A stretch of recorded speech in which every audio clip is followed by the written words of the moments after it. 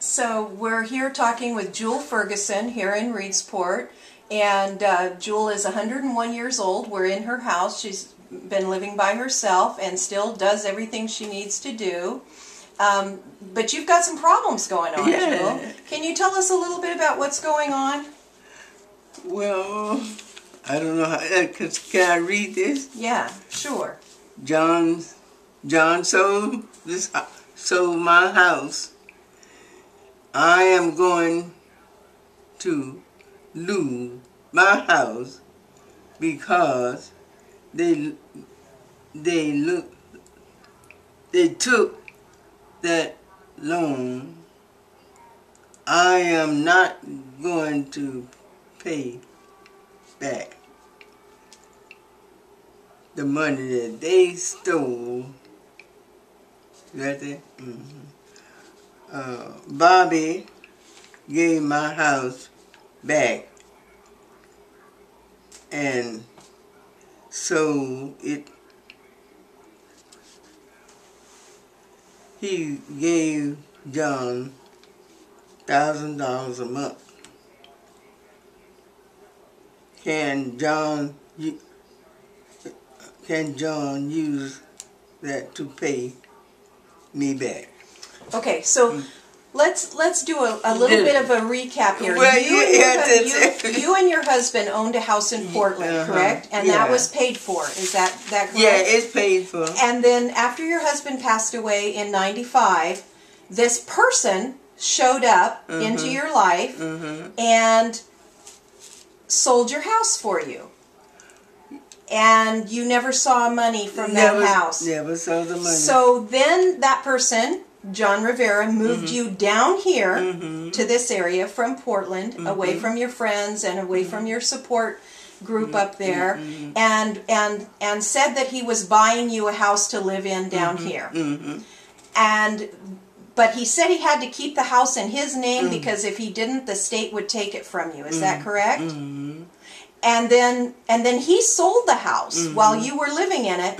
He sold it to a friend of his. And that friend took out a loan on the house. And that was one loan, I think, was $90,000. And another loan was, I think, $30,000. Something like that. And so then you said, hey, I need to have my house.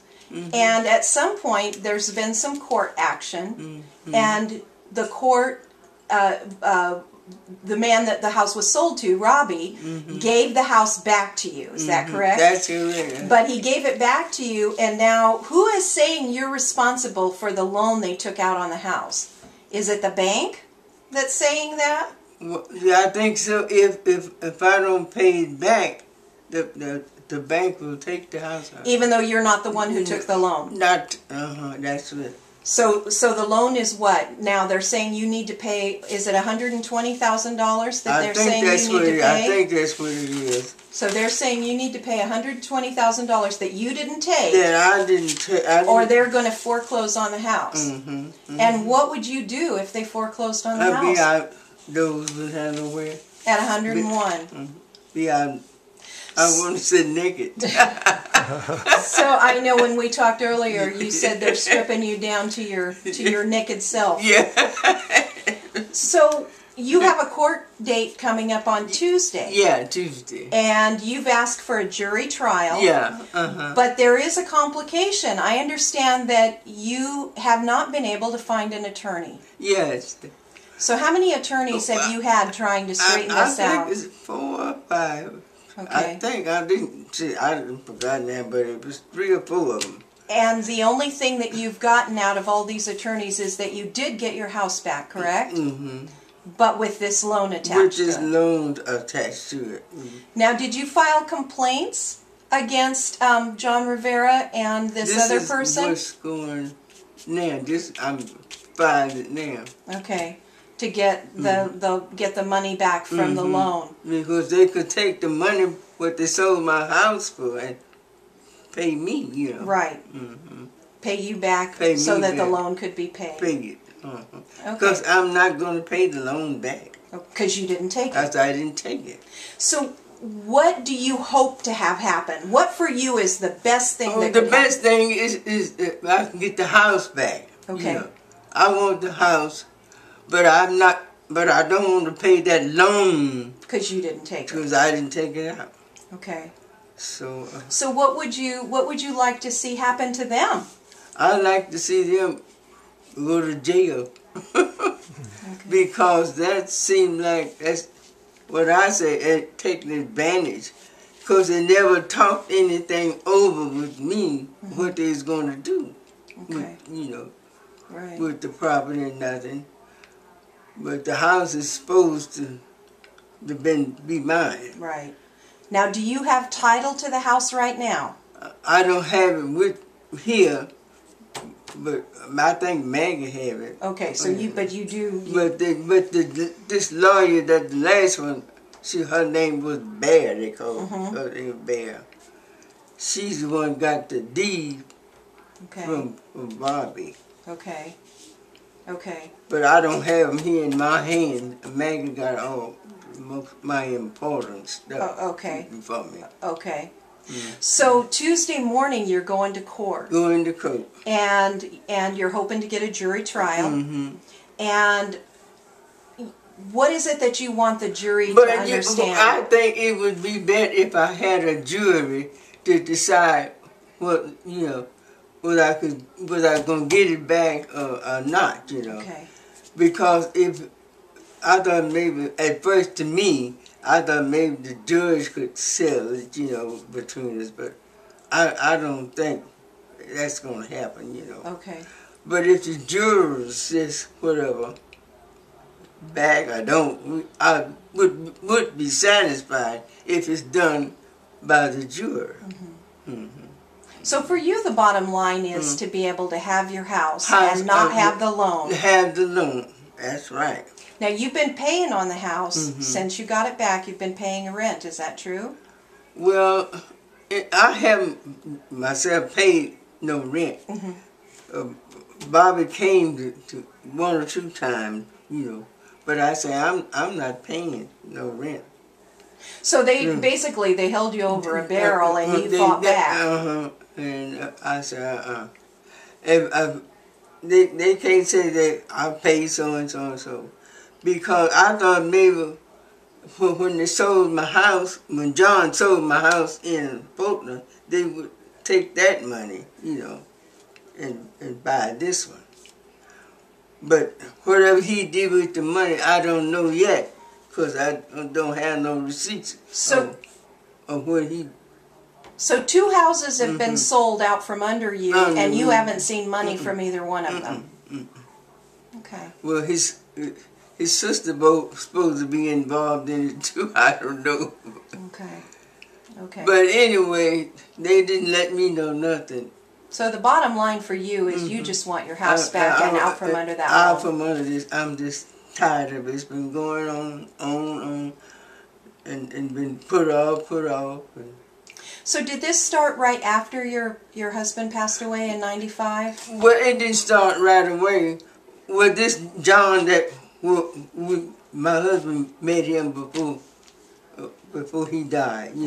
He fixed some steps for us in Portland at that home we had there, because the home was paid for and the tax was paid up on it. He had nothing to do but get somebody to buy it. You know? And so there's just I just was kind of all upset and carrying on, and I just thought maybe So do you feel like you were taken advantage of? I was.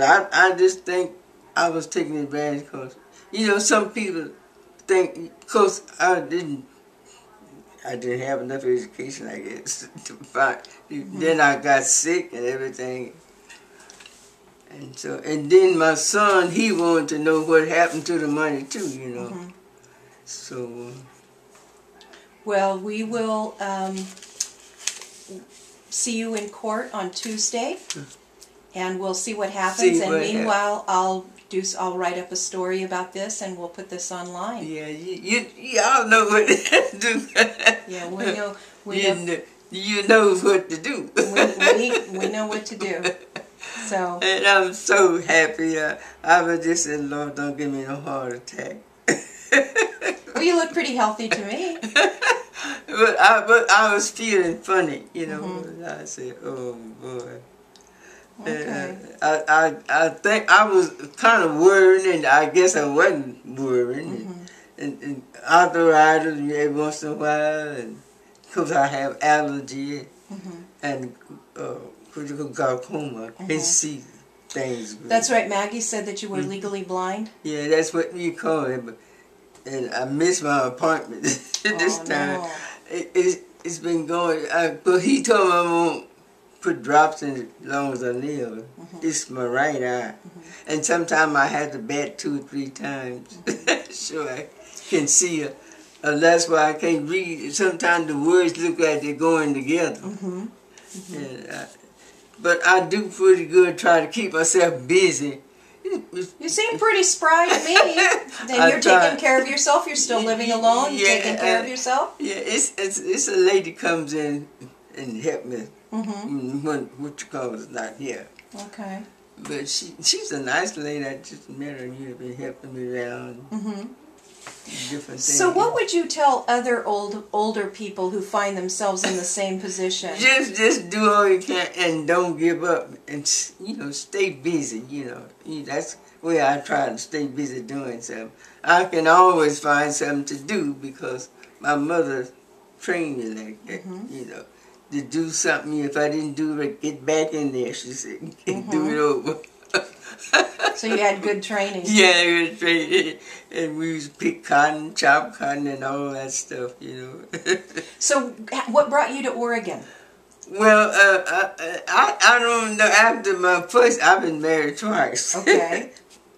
and both of them has passed on. I live both of them. Okay.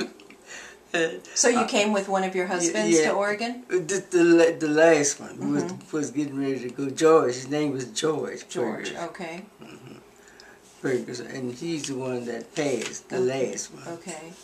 And I just started getting around, meeting different people and going to church, and that's all I could do, and different things.